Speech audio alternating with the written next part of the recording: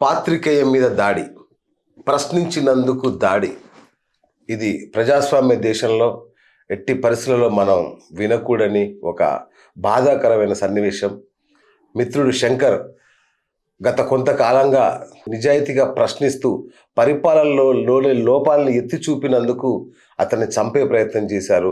ఒక పాశవికమైన దాడి చేసి నడి రోడ్డు మీద తన్ని చంపే ప్రయత్నం చేశారు. ఇది ఎవరు కూడా హర్షించకూడని, ఇది జరగకూడని, ఊహించకూడని పరిణామం ఇది. మరి ఇట్లా ప్రశ్నించేవాడినల్లా చంపుకుంటూ పోయే పరిస్థితి ఉంటుందా? ఎందుకు ఇలా జరుగుతుంది? అసలు ఏం జరిగింది శంకర్ విషయంలో కనుక్కునేందుకు మనం ఇవాళ శంకర్ దగ్గరకు వచ్చాము. సో తన్నే అడిగి తెలుసుకుందాం. అన్న, ఎలా ఉన్నారు? నమస్తే, మంచిగా బాగున్నా. కొంచెం నెమ్మదించిన గాయాలు కొంచెం అంటే జర పెయిన్ ఉంది. ఇంకా నిన్ననే ఒకసారి వెళ్ళి మళ్ళీ డ్రెస్సింగ్ అవన్నీ చేంజ్ చేయించుకొని వచ్చినాము. ఓకే. ఈ బోన్ ఫ్రాక్చర్ అయింది. ఇది ఓకే ఓకే ఓకే. ఈ బోన్ ఫ్రాక్చర్ అవడంతో అంటే నోస్ ఏ పొజిషన్ లో ఉండాలో అది ఉండకుండా కొంచెం డిస్టర్బ్ అయింది. అవునా? దాన్ని మళ్ళీ సెట్ చేసి ఏంటి రాళ్లతో కత్తులతో దాడి చేశారా? ఎట్లా అది? వాళ్ళకు ఇక రాళ్ళు ఉన్నాయి వాళ్ళ చేతుల్లో. వాళ్ళ చేతికి కడెం ఉండే, గట్టి పెద్ద కడెం. దాన్ని పెట్టి కొట్టిండా లేకపోతే అంటే ఫస్ట్ దెబ్బ వరకే నాకు ఐడియా ఉంది. ఓకే. ఇక తర్వాత మనల్ని మనం డిఫెండ్ చేసుకునే దాంట్లోనే ఉన్నాం. ఇక నేను ఇట్లా ఫేస్ కవర్ చేసుకుంటూ ఉన్నా కానీ కింద పడేసారు, కింద కొట్టిరు, ఇట్లా మీద కొట్టిరు, అట్లా ఇట్లా కొట్టిరు. ఎక్కడ ఫస్ట్ ఎప్పుడైతే దెబ్బ పడదో అప్పుడే ఇది బ్రేక్ అయింది, బ్లడ్. వాడు ఇంకొకడు కన్ను మీద కన్ను కూడా వాచిపోయినట్టు, 2 కన్నుల మీదకి వెళ్ళి కొట్టిరు. ఫేస్ ని బాగా టార్గెట్ చేసుకురు, ఎందుకో తెలియదు మరి. ఈ కన్ను మీద ఇడం కొట్టిరు. ఇది కొట్టినప్పుడు నాకు ఆల్మోస్ట్ ఒక 10-15 minutes సరిగ్గా ప్రాపర్ కనపడలే, అంత మస్క అదయింది. ఇందులో కూడా ఇప్పటికి ఇంకా బ్లడ్ లెక్క క్లాట్ అయి ఉంటది. సో ప్రమాదం జరగలేదు. ఇప్పుడైతే ఓకే, మంచిగా డాక్టర్ కూడా ఏం కాదు అని చెప్పారు. అంటే ఆ వేడి మీద నీకు అట్లా కనపడలేదు కానీ ఇవన్నీ కొట్టిరు కదా, పండ్లు కూడా కొంచెం ఊలాడుతున్నాయి. అవునా? ఫస్ట్ అక్కడ నుంచి ఇది బ్రేక్ అవ్వగానే నాకు బ్లడ్ వచ్చి ఇది అయిపోయింది. 2 times నేను అక్కడ తప్పించుకునే ప్రయత్నం చేసిన. ఇక చివరికి తప్పించుకొని పారిపోయి కొంచెం వెనక మా ఆఫీస్ ఓనర్ వాళ్ళ ఇల్లు ఉంటుంది. వాళ్ళ ఇంట్లో వరండాలోకి వెళ్ళి అదే గేట్లోకి వెళ్ళి వేసుకున్నాక ఇంకా వాళ్ళ వెనకకి మళ్ళీపోయారు. ఓకే. సో ఏంటి, ఎందుకు జరిగింది దాడి? అంటే నిరంతరం మీ వార్తలు అద్భుతంగా, అంటే ఇప్పుడు అందరినీ కదిలిస్తున్న వార్తలు అదేనా నేపథ్యం? అంటే ఆబ్వియస్లీ అదే అనుకోవచ్చు అన్న. అంటే ఇప్పుడు నేనైతే ఎవరికి ఏం హాని చేస్తున్నాను, నా కుటుంబంలో వేసుకొచ్చినా, లేకపోతే నా ఫ్యామిలీ సర్కిల్లో చూసినా, నా ఫ్రెండ్ సర్కిల్లో చూసినా, నా కాలేజ్ సర్కిల్లో ఎవరిని అడిగినా కానీ నేను ఎవరిని ఇబ్బంది పెట్టడం కాదు. నేను ఎవరిని, నాకు కాంట్రవర్సీస్ కూడా ఏమి ఉండవు. రెగ్యులర్గా అయితే మనం చేస్తున్నాం వీడియోస్, పబ్లిక్ ఇష్యూస్ చేస్తున్నాం. అయితే మరి ముఖ్యంగా ఈ మధ్యలో మనం సీతకు సంబంధించినటువంటి ల్యాండ్, మన ఇసుక మనం కొంచెం ఎక్స్పోజ్ చేసినాం గట్టిగా దాన్ని. కొంచెం చేసినప్పుడు కూడా కొంతమంది మిత్రులు, మీరు అందరూ అనుకుంటున్నంత ఉండదు కథ, వేరే తిరుగుంటుంది వాళ్ళది ట్రీట్మెంట్, కొంచెం చూసుకో అన్న. అంటే నేనేమో అబద్ధం రాయట్లే, నేనేమో అభూత కల్పనలు చెప్పట్లేదు, సాక్ష్యాధారాలతో ఉన్నాయే చూపిస్తున్నాము. అనుమానాలు ఉన్నాయి, మరి మాట్లాడాలి కదా. బేసిక్గా సీతక్క అనే పర్సన్ ఎప్పుడు ఏ ఇష్యూ జరిగినా కానీ వెంటనే రెస్పాండ్ అవుతారు. మరి ఆమె రెస్పాండ్ అవుతలేరు, వాళ్ళ పిఈ పేరు బయటకు వచ్చింది, ఆమె సస్పెండ్ అయినట్టు వార్తలు వచ్చినాయి. ఈ వీటిల కోణంలో మనం కొంచెం అనాలిసిస్ స్టోరీస్ వరుసగా ఒక 2-3 రోజులు రాసినాం. పబ్లిక్ లకు కూడా బాగా పోయింది, బాగా పోయింది. దెన్ దాని తర్వాత కొడంగల్కి నాకు కడా ఏర్పాటు చేసింది. ఐడియా ఉంది మీకు? కొడంగల్ డెవలప్మెంట్ అథారిటీ రైతుల భూములు ఏదో తీసుకుంటున్నారని, 44 కుటుంబాలకు సంబంధించినటువంటి రైతులు వాళ్ళు భూములు తీసుకుంటున్నారని మనల్ని ఒకసారి అప్రోచ్ అయ్యారు.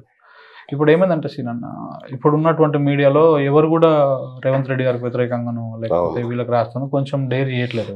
కరెక్ట్.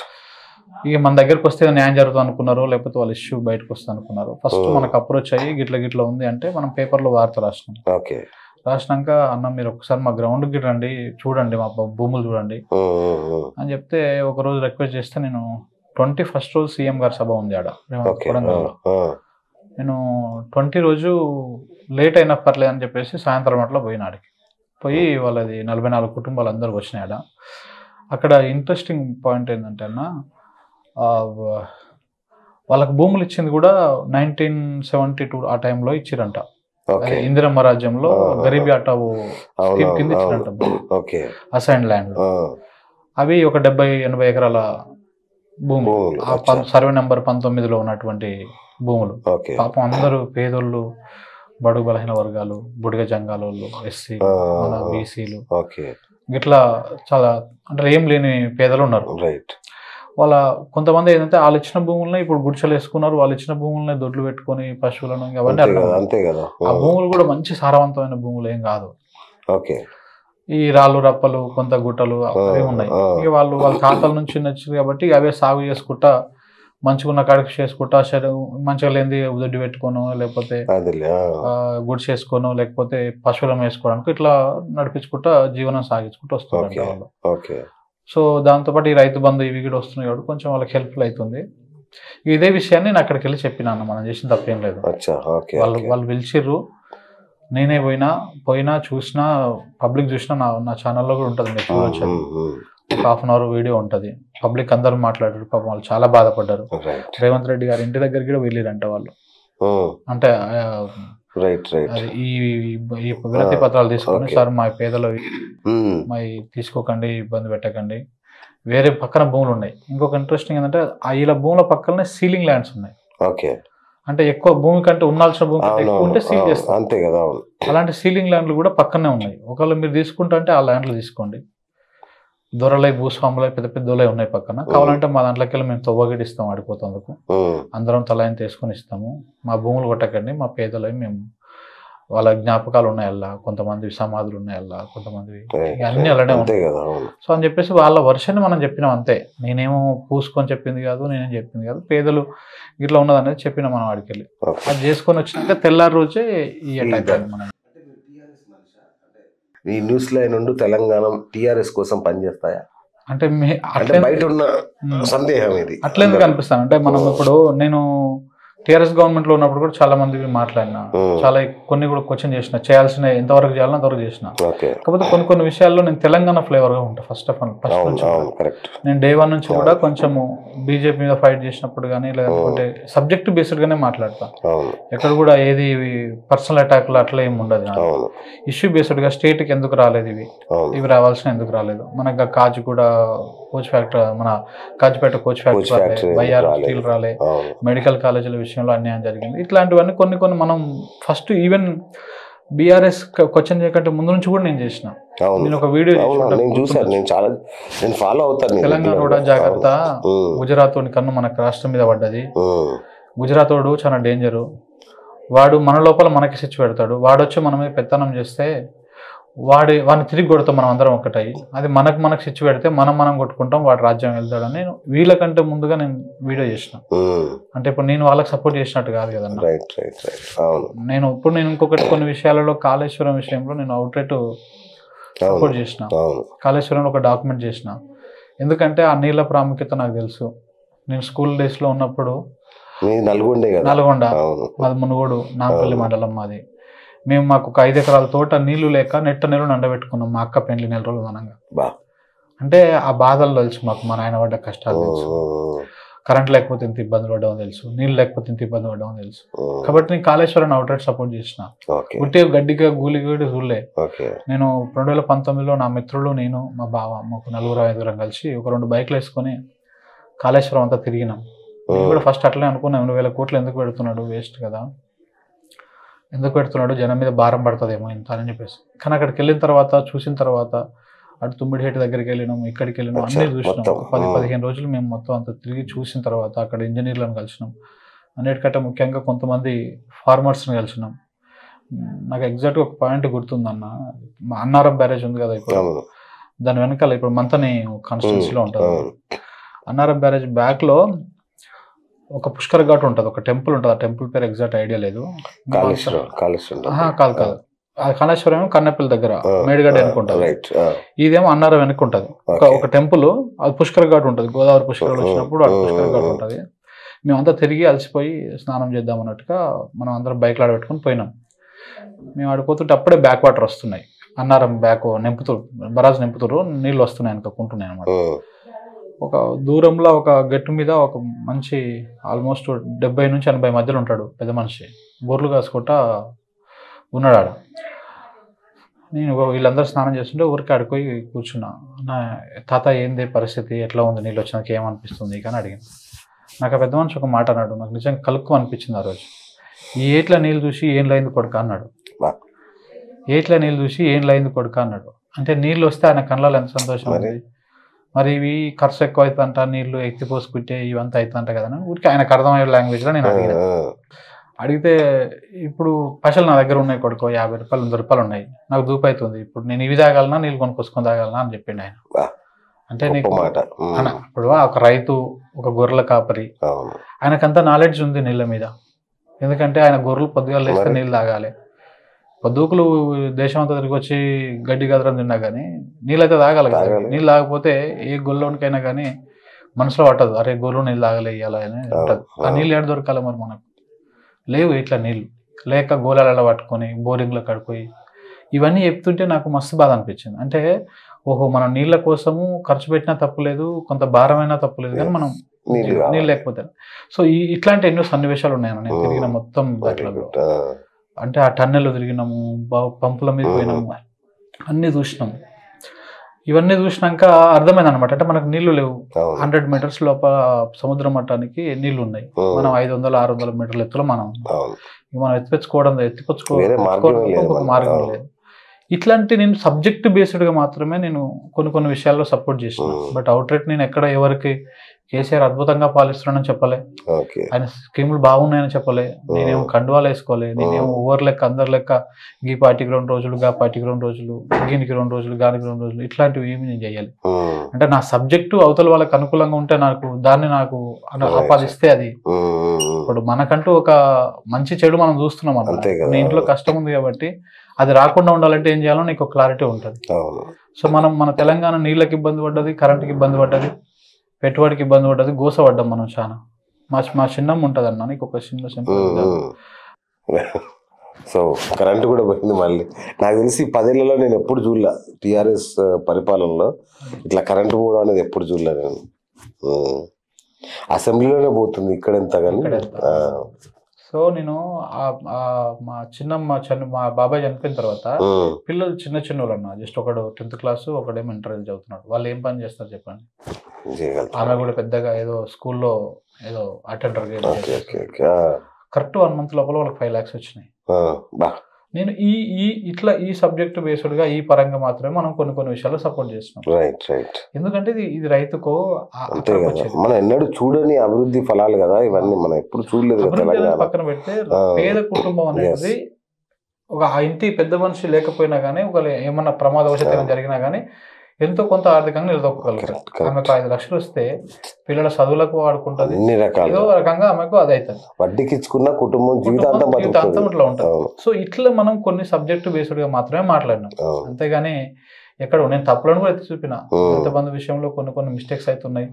ఇప్పుడు హుజూరాబాద్ లో అంతా చేసిరు, అది కాదు కరెక్ట్, చేయాల్సి ఉంటే ప్రాపర్ చేసుకో, ఇట్లా కొన్ని చెప్పినాం. మనం కొన్ని విషయాలను అవుట్లెట్ కూడా మాట్లాడినాం, కాకపోతే ఇంకా అవి మనం మాట్లాడిన ఎక్స్పోజ్ కావు.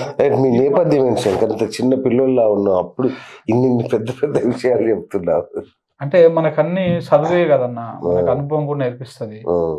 నాకు మెయిన్ గా నేను స్కూల్లో ఉన్నప్పుడే తాళ్ళెక్కిన. మా నాయన నర్మింగ్ గౌడు. నేను 8th లో ఉన్నప్పుడే మా నాయన నాకు తాళ్ళు ఎక్కడం నేర్పిండు. నేను 6th 7th లో ఉన్నప్పుడే ఈదులు గీయడం నేర్పిండు. అంటే కరగట్టు దున్నడం నేర్పిండు, వ్యవసాయం చేయడం నేర్పిండు, అన్ని నేర్పిండు మాకు వ్యవసాయం. మా నాయన 2014లో చనిపోయిండు. కానీ మేము చిన్నప్పటి నుంచి ఒక పేద కుటుంబము, కష్టపడి బయటకు వచ్చిన కుటుంబం. నాకు కొన్ని వీడియోలు ఉంటాయి, మా నాయన చనిపోయినాక దినాలు వెళ్ళినాక కరగట్టు సగం దున్ని వదిలిపెట్టేసి ఉంటే దాన్ని అప్పటికి మేమే చేసుకున్నాం. అంటే ఇట్లాంటివన్నీ మేము చేసి వచ్చిన వాళ్ళం. అప్పుడు నీళ్ళు లేక ఎంత ఇబ్బంది పడ్డాం, కరెంట్ లేక ఎంత ఇబ్బంది పడ్డాం, ఇవన్నీ చూసిన వాళ్ళం.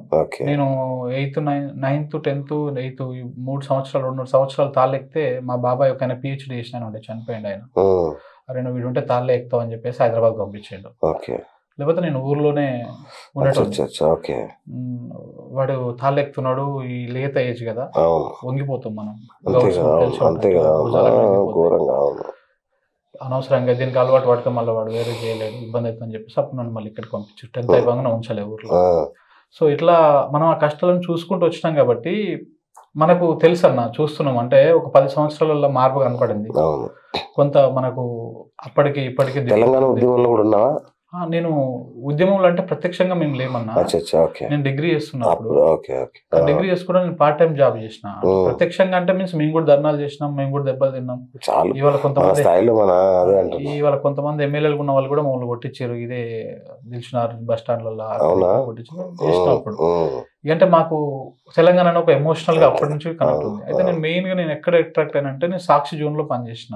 తార్నాక డేట్ లైన్ మీద అంటే రిపోర్టర్ గా కాదు, నేను ఒక ఆపరేటర్ గా పనిచేసిన. రిపోర్టర్లు తెచ్చే వార్తలని నేను రాసేవాడిని. డిటిపి ఆపరేటర్ లాగా, ఆపరేటర్ లెక్క పోయిట్టుంటే. నాకు బీఎస్సీ కంప్యూటర్ సైన్స్, నాకు జర్నలిజానికి ఫస్ట్ లేదు లింక్. బట్ రోజు ఇట్లా తెలంగాణ కోసం చనిపోతున్నారు అని ఇట్లా వార్తలు రాసి రాసి చూసి చూసి ఒక రకమైన బాధ అనిపించేది రోజు. ఎన్నోసార్లు ఏడ్చిన సందర్భాలు ఉన్నాయి. ఓయూలో అప్పుడు రెగ్యులర్ గా ఆత్మహత్యలు, ధర్నాలు ఇవన్నీ జరుగుతూ ఉంటుండే. అది మా పరిధి కాబట్టి ఇక రోజు ఆ వార్తలే ఒక 10 కొడుతుంటే మేము రోజు. ఇట్లా దానికి బాగా అట్రాక్ట్ అయినా. ఇంకా నేను అక్కడ ఉన్నప్పుడే ఎన్టీవీలో ఒక ఆఫర్ వచ్చింది, ఎన్టీవీలోకి పోయినా. అక్కడ నుంచి ఇక తెలంగాణ అనేటువంటి ఒక్క నినాదం కోసం V6 వచ్చి జాయిన్ అయినాను. తెలంగాణ ఛానల్ తెలంగాణలో మేము V6 లో ఉద్యోగం చేసినప్పుడు ఎప్పుడు మాకు ఏదో జాబ్ చేస్తున్నాం అనే ఫీలింగ్ లేకుండే. అంటే ఒక మేము అంటే ఏ చిన్న స్థాయిలో చేసినా గానీ అదొక ఫీల్ ఉంటుండే. నాకు ఎన్టీవీలో ఉన్నప్పుడు బాగా గుర్తు, నేను స్కూలింగ్ లో పనిచేసినప్పుడు అప్పుడు ట్యాంక్ బండ్ మీద విగ్రహాలు ఉంది కదా మిలియన్ మార్చ్. అప్పుడు కవిత గారు ఏదో కామెంట్ ఇచ్చారు. నేను ఏదో స్క్రోలింగ్లో పెట్టి కొట్టినా. పెడితే అది పెట్టి ఒక 2 సార్లు తిరిగిన తర్వాత మా పైన ఉన్న ఇంకా పేర్లు చెప్పడం బాగుండదు, చేసిన సంస్థలో అది ధర్మం కాదు. సో ఫోన్ చేసి కొంత వల్గర్ లాంగ్వేజ్ తిట్టి ఎవడు పెట్టమన్నాడు, ఎందుకు పెట్టారు అట్లా అంటే నీ వాయిస్ని కూడా వినిపించలేకపోయినాం అనమాట ఆ ఛానళ్ళల్లో. సో అప్పుడే అనుకున్నాం, అరే మన ఛానల్ ఉండాలి, తెలంగాణ ఛానల్ ఉండాలి, తెలంగాణ వాదాన్ని అనిపించే ఛానల్ ఉండాలని మేము మొదటి నుంచి అనుకునేది.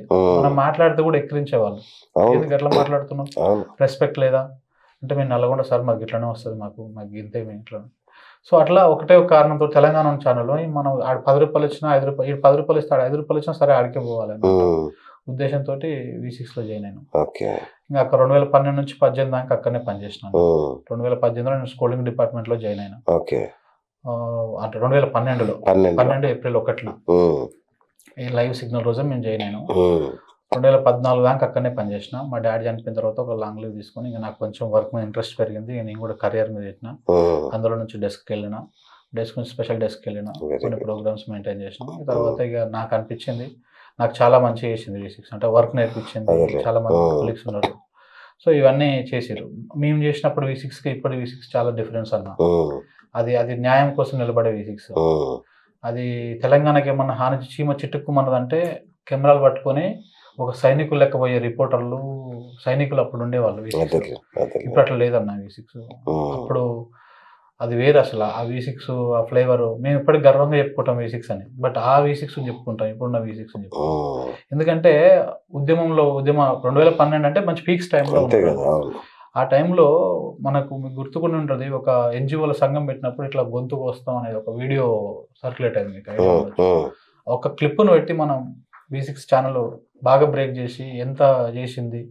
అప్పుడు మేము అనుకునే వాళ్ళం, అరే ఇలా పనిచేస్తాం, మాకు గర్వంగా ఉంది. ఉద్యమం అంటే కొట్లాడినోడే కాదు, గ్రౌండ్లో ఉండి ఇట్లా ఉద్యమే అని చెప్పేసి మాకు అప్పుడు అనిపించింది. అంటే అంత కమిట్మెంట్గా పనిచేసిన ఛానల్ ఇవాళ అన్ని కోడిగుడ్డు మీద ఈకలు కరెక్ట్ సరే అనలేము కానీ. సో ఇట్లా నా నేపథ్యం ఇలా వచ్చింది. 2018 నుంచి నేను బయటనే నేను ఓన్ గా చేసుకుంటా యూట్యూబ్ ఛానల్ పెట్టుకొని యూట్యూబ్ నుంచి అప్పటి నుంచి యూట్యూబ్ ఛానల్ పెట్టుకున్నా. అలా నడుచుకుంటా వచ్చింది. రైట్.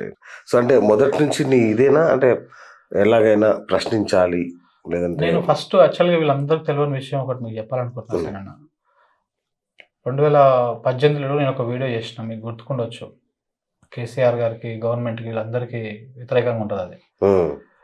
మా నల్గొండలో ఎందుకు కేసీఆర్ ఓట్లేదు, మా నల్గొండలో ఎందుకు హరీష్ రావు ఓట్లేదు, మా నల్గొండలో ఎందుకు కేటీఆర్ ఓట్లేదు, మేము చాలా బాధపడుతున్నాం, మేము అందరం వెనకబడుతున్నాం. అన్ని IT హబ్బులు, రింగ్ రోడ్లు అన్నీ అక్కడికే పోతున్నాయి. ఎక్కడికి సిరిసిల్లకి, సిద్దిపేటకి ఈ టైంలో ఇట్లా పోతున్నాయి. మరి మాకు కూడా కావాలి కదా, ఉద్యమంలో మాది కూడా సింహ భాగమే కదా. అందరం కలిసే కదా కొట్లాడినాం. అసలు పంచాయతీ అంతా ఈ ఏర్పాటు అంటే ఎక్కువ తక్కువ చూడడం వల్లనే కదా పంచాయతీ ఏపీ తెలంగాణకి. ప్రాంతం రాష్ట్రంగా ఏర్పడడం ఎందుకు వస్తుంది? 2 కళ్ళని సమానంగా చూస్తలేరనే కదా పంచాయతీ. మళ్ళీ రాష్ట్రం ఏర్పడ్డాక కూడా మళ్ళీ మన నల్లగొండ మీ సీతకాన్ని పెడతారు, మీరేం అటేమో అదైతే. ఫస్ట్ చేసిన వీడియో నేనే. నా వీడియో మీరు ఇప్పటికి చూడొచ్చు. ఇప్పుడు కదా నేను చూపిస్తాను, ఒక్క నిమిషం. అది 2018 ఆ టైంలో చేసిన నేను. అంటే వీళ్ళందరికి తెలియని విషయం ఏంటంటే ఇంకా అది అవి బయటికి రావన్నా, చెప్పారు కదా, ఇవే వస్తుంది. నేను ఎప్పుడు చేసిన అంటే నా ఛానల్లో ఉంటుంది అండి. ఇగో నల్లగొండ నేతలకు చేత కాదా అని చెప్పేసి ఇది మళ్ళీ రీఅప్లోడ్ చేసిన. ఇది 2018 ప్రాంతంలో చేసిన. 2018 ప్రాంతంలో చేసిన ఇది. నల్లగొండ బిడ్డలకు చేత కాదా ఇది. చాలా బాధ అవుతుంది. నల్లగొండ బిడ్డనేందుకు దుఃఖం వస్తుంది. ఏం పాపం చేసినావు నల్లగొండ? ఏం పాపం చేసినావు? ఎందుకు నీ కడుపున మన సీఎం సార్ ఉట్టకపాయి? ఎందుకు నీ కడుపున హరీష్ అన్న ఉట్టకపాయి? ఎందుకు నీ కడుపున కేటీఆర్ అన్న ఉట్టకపాయి? కనీసము రేవంత్ అన్నను, ఓ రఘునందన్ రావును కనకపోతివి. ఆఖరికి కవితక్క పుట్టినా నువ్వు ఇటు ఉండకపోదువేమో.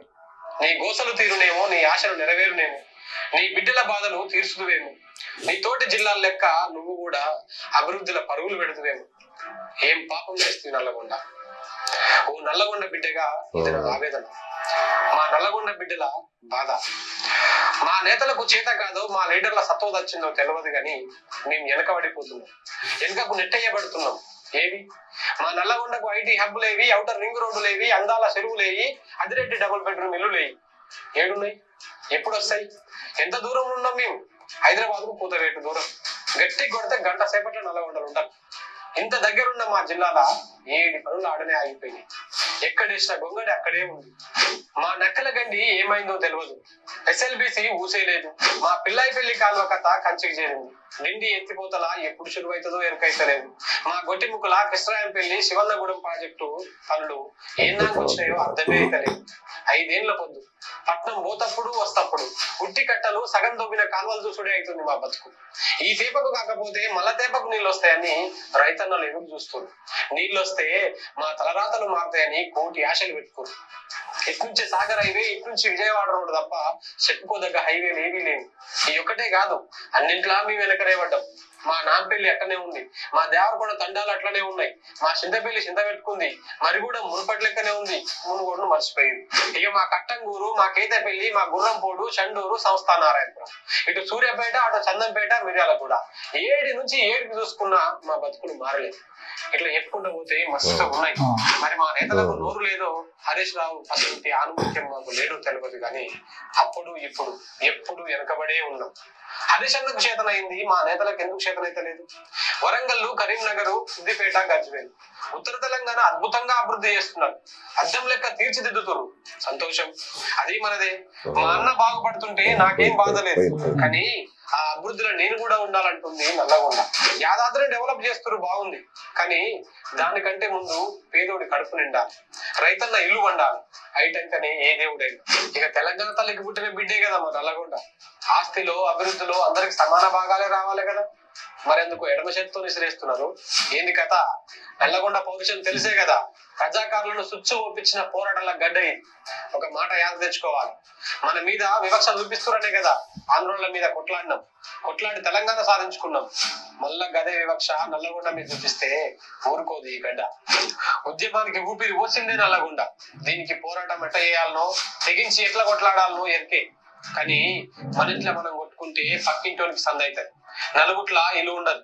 ఆ సోయి మాకుంది, అందుకే ఇక వస్తారు, ఇక చేస్తారని ఎదురు చూస్తున్నాం.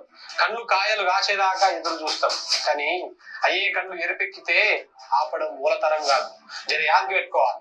తప్పే, ఒక జర్నలిస్ట్ గా నేను ఒకే ఏరియాకు పరిమితం అవ్వడం తప్పు. కానీ ముఖ్యమంత్రి, మంత్రులు, అధికారంలో ఉన్న వాళ్ళే వాళ్ళ సొంతూళ్లను, సొంత జిల్లాలను అభివృద్ధి చేసుకుంటుంటే నాకు నా ప్రాంతం, నా జిల్లా బాగుపడితే చూడాలని ఉండదా? అందుకే ఇలా తప్పుంటే మన్నించు.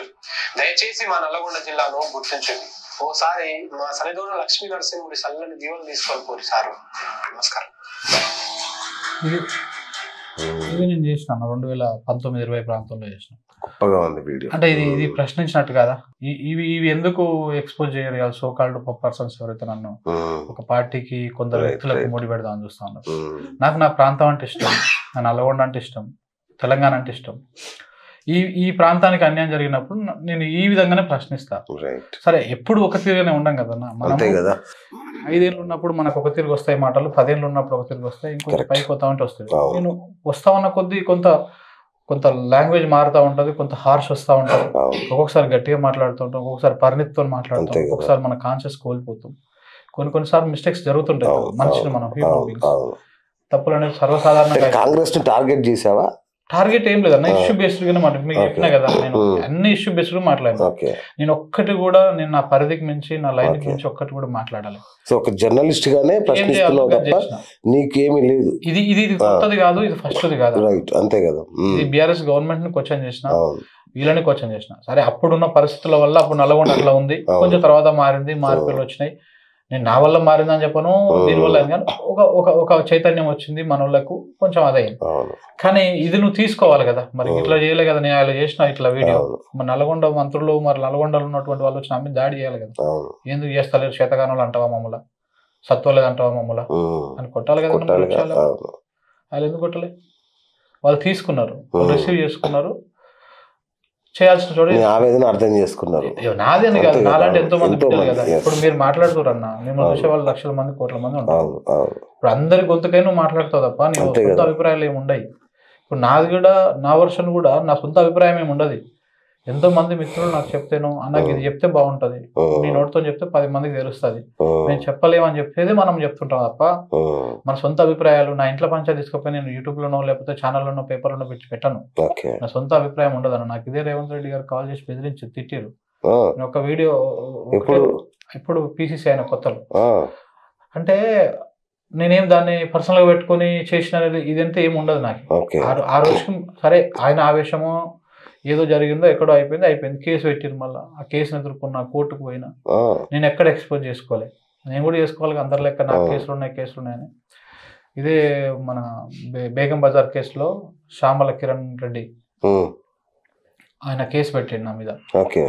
శ్యామల కిరణ్ రెడ్డి కావచ్చు, ఆ నిజామాబాద్ ఎమ్మెల్సీ కొత్తగా ఇచ్చారు చూసిన, ఆయన పేరు మన గౌడ్, మహేష్ కుమార్ గౌడ్, వీళ్ళు కేసు పెట్టిరు. బేగం బజార్లో కేసు అయింది, పోలీసు వాళ్ళు పిలిచారు, 2-3 సార్లు పిలిచారు, నా స్టేట్మెంట్ తీసుకురు, కోర్టుకి వెళ్ళినా, అటెండ్ అయినా, కేసు క్లోజ్ చేసుకున్నాం, వచ్చినాం. నేను నా మీద చాలా జరిగినాయి ఇట్లాంటివి. బీజేపీలో కూడా కొన్ని అక్కడెక్కడ పెట్టారు మిత్రులు, అది కూడా ఎదుర్కొన్నా చేసినాం. కానీ ఇట్లా ఇటాకులు మట్టుకు ఎవరు చేయలేదు. ఇది ఇలా గవర్నమెంట్ వచ్చినాక మరి ఎందుకు ఇది ఇలాంటి దాష్టికాలకు పాల్పడుతున్నారు. సపోజ్ శంకర్ అంటోని క్లోజ్ చేసిరన్న, ఇంకా ఆగిపోతుందా ప్రశ్నించడం? ఎందుకు ఆగిపోతుంది? ఒక BS లేడా, ఇంకొక అన్న లేడా, ఎంతమంది కొట్టుకురారు. ఇట్లా జర్నలిజం అంటేనే ప్రశ్నించడం, అది ఎక్కడ ఆగుతుంది? అదొక పెద్ద వ్యవస్థ కదా, ప్రపంచం అంతా ఉన్న వ్యవస్థ. మనం వ్యవస్థని క్లోజ్ చేద్దామని చెప్పేసి మీరు ఎంత ప్లాన్ గా చూడొచ్చు అన్న.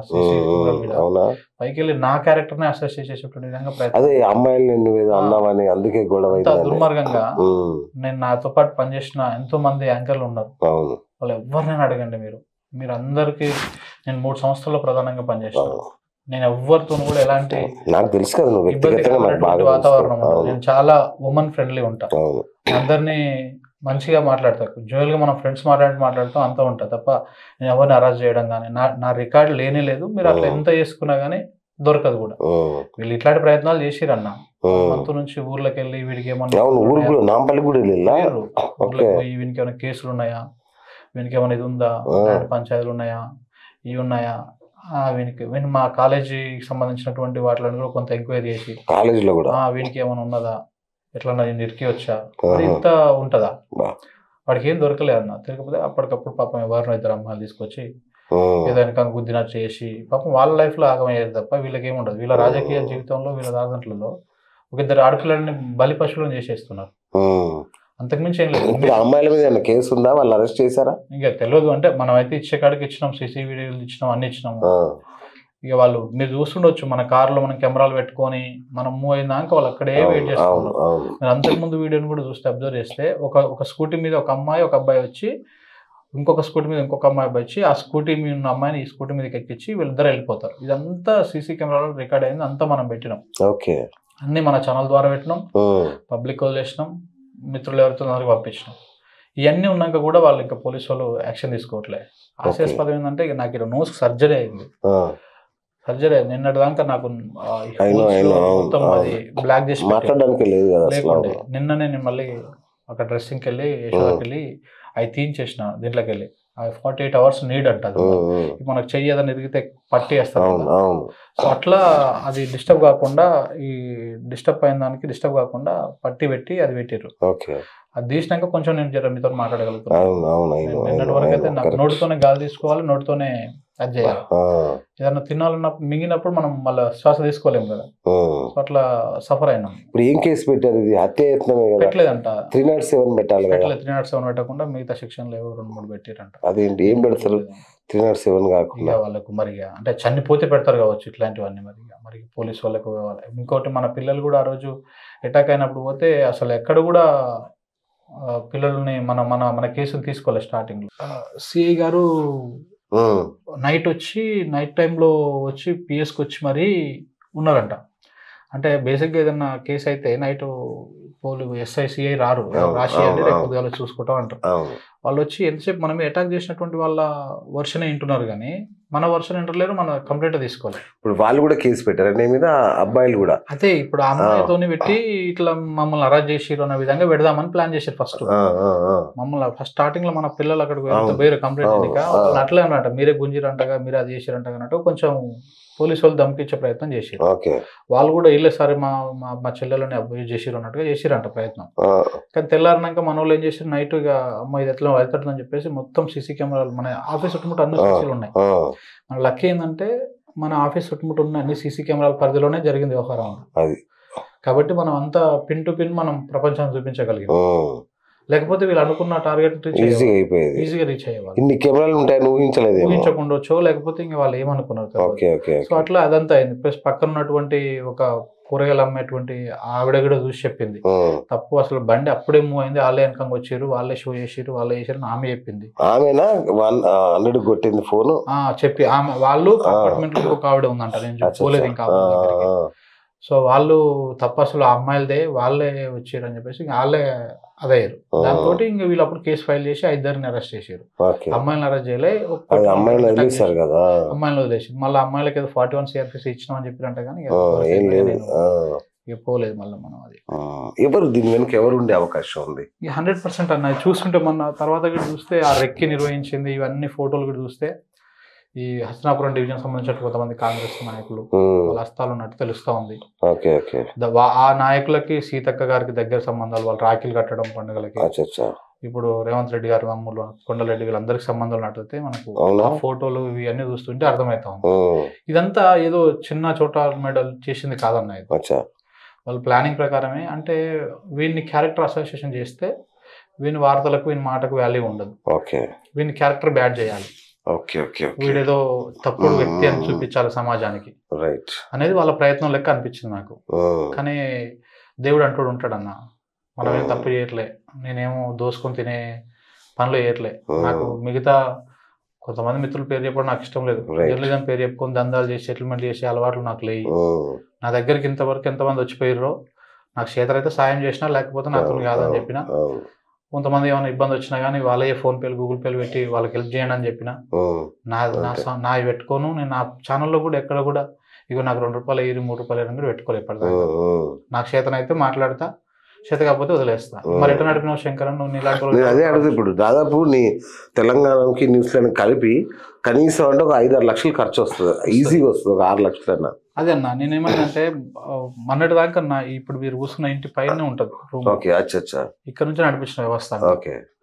మొన్న ఎలక్షన్స్ కి ముందు నేను ఎల్బీనగర్కి పోయినా. ఇక్కడ నుంచి నడిపించినప్పుడు నాకు ఇప్పుడు నేను ఖర్చులో సగం ఖర్చు తగ్గిపోతుంది. నా దగ్గర పనిచేసే పిల్లలు మెజారిటీ పిల్లలు నా దగ్గరనే ఉంటారు. నా ఊరు నుంచి తెచ్చుకొని ఆ పిల్లలు కూడా ఇంటర్ డిగ్రీ చదివిన వాళ్ళని తీసుకొచ్చుకొని ట్రైన్ చేసుకొని నా ఇంట్లోనే ఫుడ్ పెడతా, నేనే సో అంతా నా అనుకున్న వాళ్ళే ఉంటారు నా చుట్టుముట్టు. ఉన్నప్పుడు తెచ్చుకుంటా, లేనప్పుడు అది అవుతుంది. మన ఎలక్షన్ లో కొంత వర్క్ చేసినాం, మీ అందరూ తెలుసు మీడియాలో ఎట్లా ఉంటుంది. ఎలక్షన్ లో కొన్ని పబ్లిక్ బైట్స్ వీటికి కొన్ని మనం చేస్తున్నట్టు మీడియా పరంగా అట్లా కొంత వ్యవస్థ నడిపించుకుంటూ వచ్చినాం. కానీ ఇదంతా ఎట్లా ఉంటుంది అంటేనా, ఇక మనం ఏదైనా ఇప్పుడు మనం ఈ రకంగా మనం ఫైట్ చేసుకుంటూ పోతే వీళ్ళకి ఫండింగ్ వస్తుందనో లేకపోతే ఇంకేదో అవుతుందనో తప్పుడు నేనే అనుకున్నాను నీకు ఎన్ఆర్ఐలు ఫండ్ వస్తుందేమో, లేదంటే ఇంకెవరన్నా టీఆర్ఎస్ వాళ్ళు ఫండ్ ఇస్తారేమో. నా అకౌంట్లు కూడా నేను డిస్ప్లే చేయలేదన్న ఇప్పటిదాకా ఎక్కడ కూడా. ఓకే, ఎవరైనా మీలాంటి మిత్రులు ఫోన్ చేసి శంకర్ ఎట్టేట ఉందంటే చెప్పుకుంటా బాధ అంతే తప్ప, అంటే ఇవన్నీ నేను ముందే ఎక్స్పెక్ట్ చేస్తాను, ఎందుకంటే చూస్తున్నాం కదా. Correct correct. మనం జనం దగ్గర డబ్బులు తీసుకున్నప్పుడు వాళ్ళకి రెస్పాన్సిబిలిటీగా ఉండాలి, 200% రెస్పాన్సిబిలిటీగా ఉండాలి. వాళ్ళ డబ్బు తీసుకొని నేను మిస్యూజ్ చేస్తే నా ఇల్లుకు నా దానికి నాకు పొట్టకొట్టుకు వాడుకుంటే అది సభ్యత కాదు, అది కరెక్ట్ కాదు. నాకు అవసరం కూడా లేదు అట్లాంటి పాపప్ సొమ్ము, అట్లాంటి నేను తీసుకోదలుచుకోలే. నాకు ఉంటే చేస్తా, నాకు చేతగాని రోజు నడపలేని రోజు బంద్ చేసుకొని మళ్ళీ మేము అదే 3-4 మళ్ళీ నడిపించుకుంటా, ప్రాబ్లం ఏం లేదు. ఇప్పుడు అవి తీసుకొని నేను కోట్లకు పడిగెత్తి చేయాల్సిన అవసరం లేదు. నెలకు నేను ఈఎంఐలు ఇవి కట్టుకోగా నాకు పిల్లలకు జీతాలు వెళ్ళిపోగా కలిపి చాలు అనుకుంటా. ఆ మాత్రం వ్యవస్థ నడుస్తుంది ప్రస్తుతానికి. దేవుడి దయ వల్ల అటు ఇటు కొంత వ్యూస్ వస్తున్నాయి, చూస్తున్నారు, అటు ఇటు చేస్తున్నారు. కొంచెం నాకు ఈ కాంగ్రెస్ కంటే ముందు నుంచి ఎలక్షన్స్ ఒక 5 నెలల ముందు నుంచి కొంచెం రీచ్ పెరిగింది ఛానల్ మీద. పేపరు అట్లా ఇట్లా వెబ్సైట్ పెట్టినాం, దాంట్లో డైలీ అంటూ వాళ్ళ ఇలా చేసి కొంచెం అదో అష్కల్ బష్కల్ చేసి నడిపిస్తున్నాం వ్యవహారం, అంతే తప్ప వచ్చేది ఏం లేదు. ఇప్పుడు నా అన్నింటి మీద ఈఎంఐలు ఉంటాయన్న. మనం కూర్చున్న ఇల్లుకి ఈఎంఐ ఉంది, మనం తిరిగే కార్కి ఈఎంఐ ఉంది, రెంట్ కట్టుకోవాలి. ఇవి వెళ్ళిపోతే చాలు అని అనుకుంటున్నాను అంతే. ఇవి వెళ్ళిపోగానే పిల్లల జీతాలు వెళ్ళిపోతే చాలు. అప్పటికి కొంతమంది జర పెద్ద పెద్ద జీతాలు ఉన్న వాళ్ళు ఆపుతా, జర ఇబ్బంది ఉన్నప్పుడు ఆపి 2-3 నెలల తర్వాత కూడా ఇస్తుంటా, తెలుసు మా మిత్రులందరూ తెలుసు. ఇంకొకటి ఏంటంటే దగ్గర పనిచేసిన వాళ్ళు కూడా బయట వ్యక్తులు ఏం కాదు, నాతో పాటు 9 సంవత్సరాలు పనిచేసిన వాళ్ళు, V6 నాతో పాటు పనిచేసిన వాళ్ళు, ఎన్టీవీ నాతో పాటు పనిచేసిన వాళ్ళు, ఈ మిత్రులే నన్ను నమ్మి నాయబట్టి ఉన్నారు. సో వాళ్ళకు నన్ను తెలుసు అనమాట, అంటే ఉంటే ఇస్తాడు తప్పకుండా, లేకపోతే ఇబ్బంది పెట్టొద్దు మనం అని వాళ్ళు కూడా అడ్జస్ట్మెంట్ చేసుకుంటారు. సరే ఇప్పుడు ప్రస్తుతానికి మనం చీకట్లో ఉన్నాం, ఒకరోజు వెళ్తురు వచ్చినప్పుడు ఆ ఫలాలలో మనకు కూడా ఉంటుంది అని చెప్పి హోప్ వాళ్ళకు ఉంది, నాకు కూడా ఆ మనసు ఉంది, నేనేమో తీసుకొని మనం ఇంకా చేయాలన్నట్టు కాకుండా. సో ఆ విధంగా నడుపుకొస్తున్నాను. నీకంటే ప్రాణాలకు హాని ఉన్న పరిస్థితి కదా ఇప్పుడు సిచ్యువేషన్లో. మీ ఇంటి ముందు ఒక కానిస్టేబుల్ కానీ అసలు ఏం కనబడట్లేదు, అట్లాంటి ఏమి మనం అంత పెద్దవాళ్ళం అన్న. అరే ప్రాణహాని ఉన్నప్పుడు సాధారణ పౌరుడికి కూడా రక్షణ కోరుకునే హక్కు ఉంటదిగా.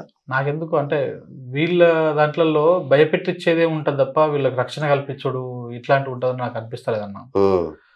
అంటే ఇది టీఆర్ఎస్ హయాంలో ఉన్నప్పుడు కూడా మనం చూసినాం చాలా, ఇంకా మనం చాలా నథింగ్ అన్న మాట్లాడేది, క్వశ్చన్ చేసేది, వాళ్ళు మారుపేర్లు పెట్టుడు ఇట్లాంటివన్నీ చేసారు చాలా మంది.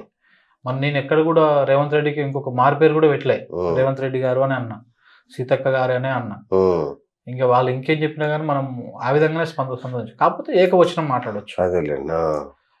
ఏమైంది రేవంత్ రెడ్డి అంటాం, ఏమైంది కోమటిరెడ్డి వెంకటరెడ్డి అంటాం, చేస్తున్నది ఏమైంది అంటావు. నువ్వు అనేది తెలంగాణ భాషలో సాధారణం అన్న, ఏ తెలంగాణ వాళ్ళు కూడా తప్పుగా తీసుకోరు.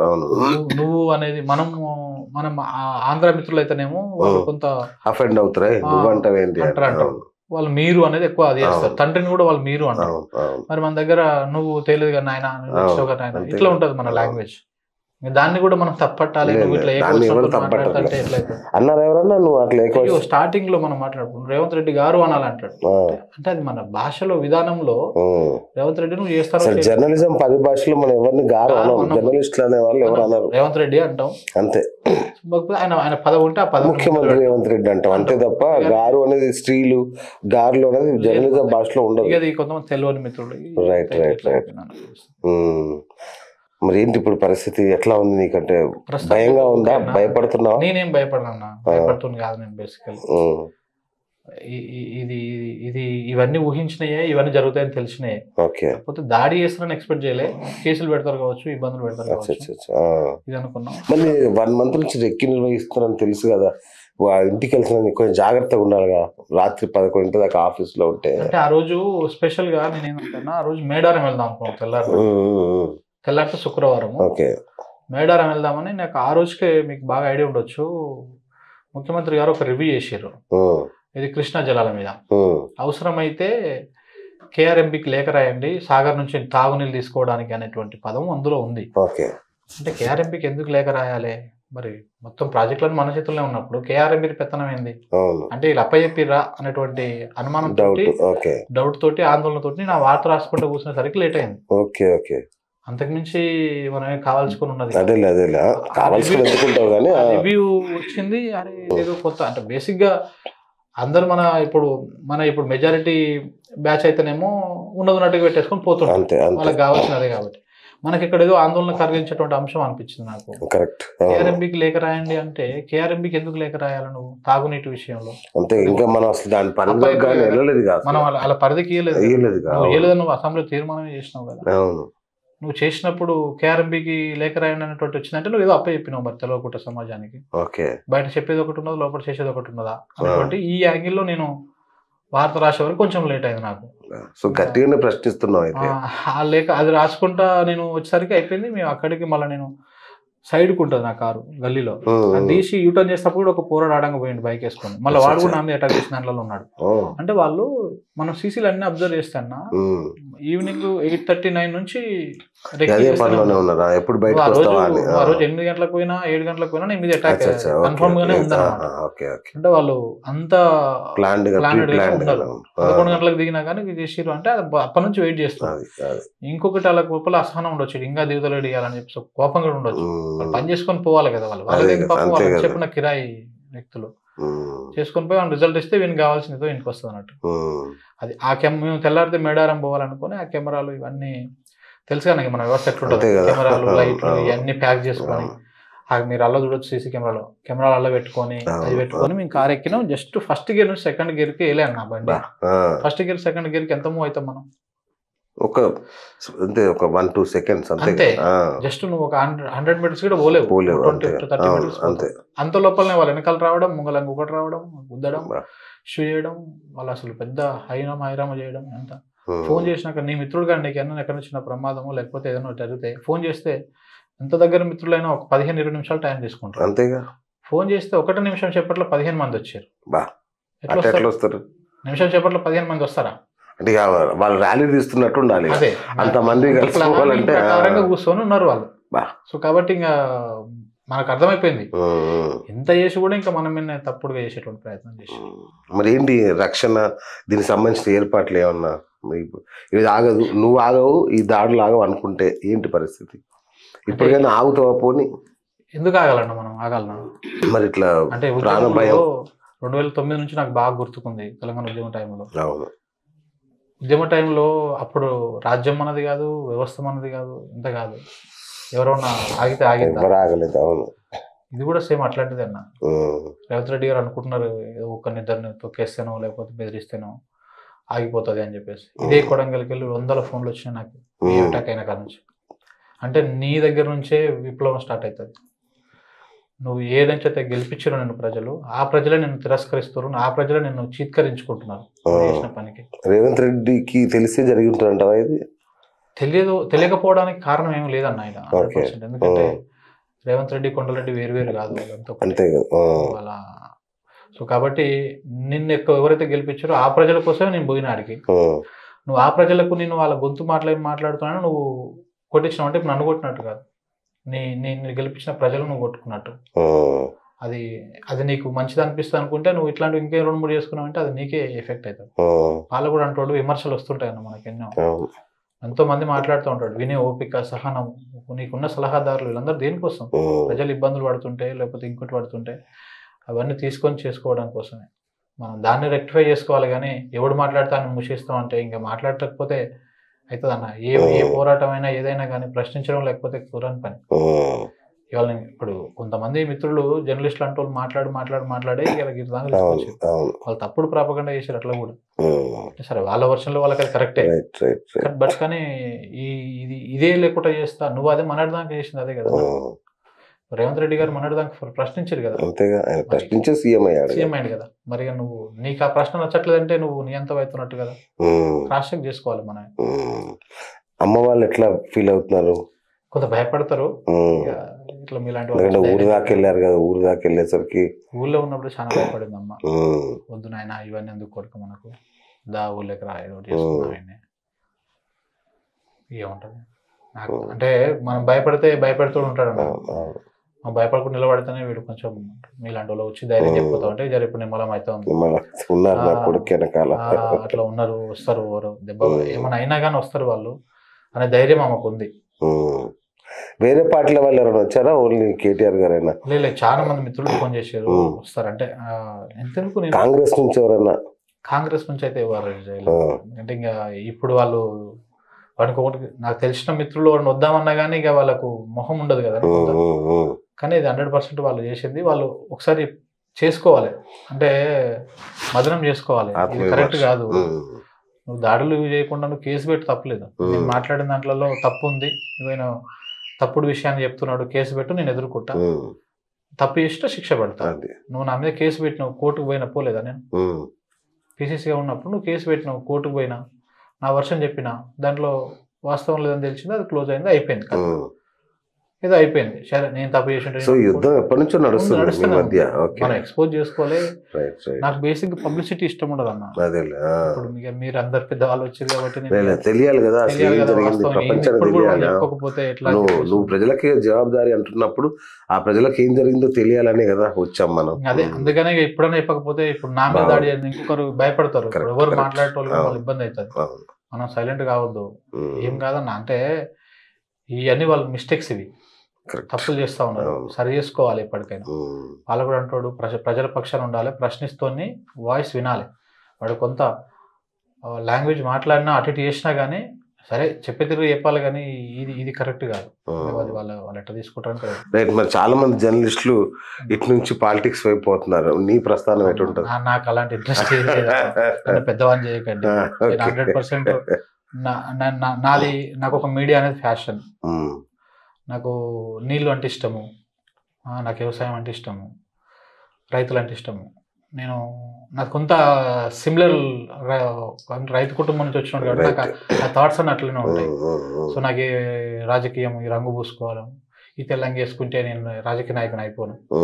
నాకు ఆ డ్రెస్సింగ్ స్టైల్ ఇష్టం కాబట్టి అట్లా వేసుకుంటా, అంతే తప్ప నేనేం పొలిటికల్ లీడర్ని గాను, నాకు పొలిటికల్ ఇంట్రెస్ట్ లేదు, నాకేం అవసరం కూడా లేదు. అది అంటే పొలిటికల్ పోతే మనం కల్పిట్ అయిపోతాం అన్న.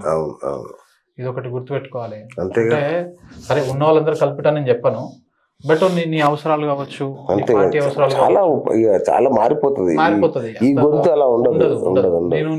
నేను ఒక కండువా ఇట్లా నా మెడల్ వేసుకున్న రోజు ఇక నేను నా పార్టీకి, నా బాస్ కు అనుకూలంగా ఉండాల్సిందే, తప్పదుగా పార్టీ లైన్ లోనే మాట్లాడాల్సిందే. సో నేను దానికి కన్విక్ట్ అయి ఉండలేను, కష్టమవుతుంది.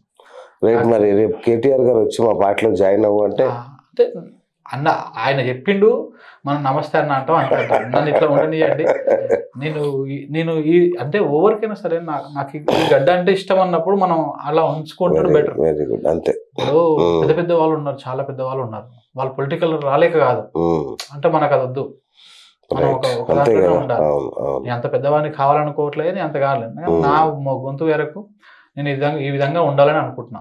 ప్రస్తుతానికైతే నాకు ఏ రాజకీయం ఏది, దయచేసి మీరు కూడా నా మీద కాపాదించగలరు. అంటే లోపల ఆశలు ఉన్నాయేమో, ఎమ్మెల్యే అవుదామని అట్లాంటి అదే వద్దు. నేను మెయిన్ గా నాకు నా మునుగోడు ప్రాంతం అంటే చాలా ఇష్టం. నా ఫ్లోరోసిస్ సమస్య బేసిక్ గా అది పోతుందేమో అని చెప్పేసి నేను పోయింది కదా, ఇంకా పోలేదా? అంటే సరే, తాగే నీళ్ళలో పోయింది ఫ్లోరోసిస్. నేల అంటే మరి మొన్న నేను పోయినప్పుడు 2-3 ఇంటర్వ్యూలో చెప్పారు పెద్దవాళ్ళు, 9 ఇంచుల మేర మన భూమిలో, మునుగోడు ప్రాంతం భూమిలో, నల్గొండ భూమిలో ఫ్లోరోసిస్ ఫామ్ అయి ఉంది. 9 ఇంచులు. అది కడిగేయాలి మనం. అది కడిగేయాలంటే కేవలం వాటర్, కృష్ణా వాటర్తోనే సాధ్యమవుతుంది. లేదా గోదావరి వాటర్ తెచ్చి ముందు వాటిని పారించాలి. మనం తాగే నీళ్ళలో మాత్రమే ఫ్లోరోసిస్ పోగొట్టుకోగలం. ఎస్ఎల్బిసి కంప్లీట్ అయితే జరుగుతుందా? ఎస్ఎల్బిసి అనే కదన్నా, ఇప్పుడు ఈ నల్లగొండ ప్రాంతానికి కృష్ణా వాటర్ గోదావరితోటి సస్యశ్యామలం అయిపోవాలి.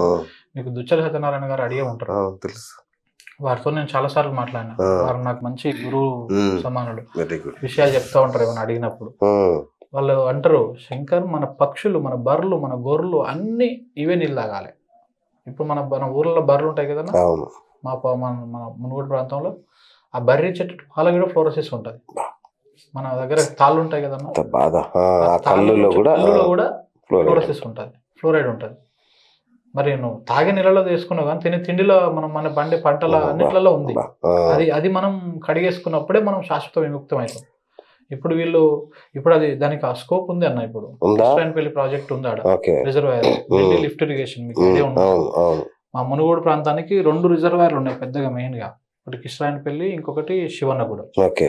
కిష్టాయనపల్లి ఏమో 6.7 అప్రాక్సిమేట్లీ 7 TMC, అదేమో 12+ TMC, అంటే రెండు కలిపి అటు ఇటు ఒక 20 TMCల వాటర్, అంటే దగ్గర దగ్గర 2.5 లక్షల ఎకరాల భూమి సాగవుతుంది దాంట్లో నుంచి. ఒకవేళ ఆ 2 ప్రాజెక్టులను, ఆ 2 రిజర్వాయర్లను నింపితే మనము ఒక 3-4 సంవత్సరాల్లో మీరు అన్నట్టు శాశ్వతంగా పోతుంది మునుగోడు ప్రాంతం నుంచి.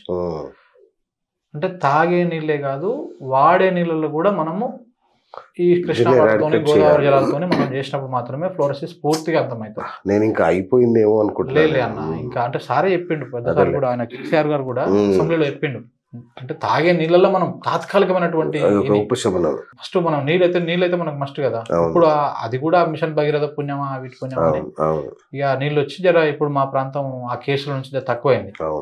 కానీ తినే తిండిలో ఉంది, మనం అక్కడ ఉన్నటువంటి పశుపక్షాదులలో ఉంది, అన్నింటిలో ఉంది. అది పోవాలంటే మనం మొత్తం సాగు వాటర్తోని నింపేయాలి ఇవన్నీ, అప్పుడు మాత్రమే సాధ్యమవుతుంది. సో అంత ఈ ఇంట్రెస్ట్ తప్ప నాకు ఏ పొలిటికల్ ఇంట్రెస్ట్ లేదు, పార్టీ ఇంట్రెస్ట్ లేదు. నాకు కొంచెం నీళ్లు అంటే ఈ ప్రాజెక్టుల మీద తిరగడం, నాకు ఆ కాళేశ్వరం యాత్ర చేసిన కొంచెం కొంత ఇంట్రెస్ట్ ఉంది కాబట్టి ఈ సబ్జెక్ట్ మీద ఏమైనా ఉన్నా కానీ కొంచెం అగ్రెసివ్ గా పోతుంటా.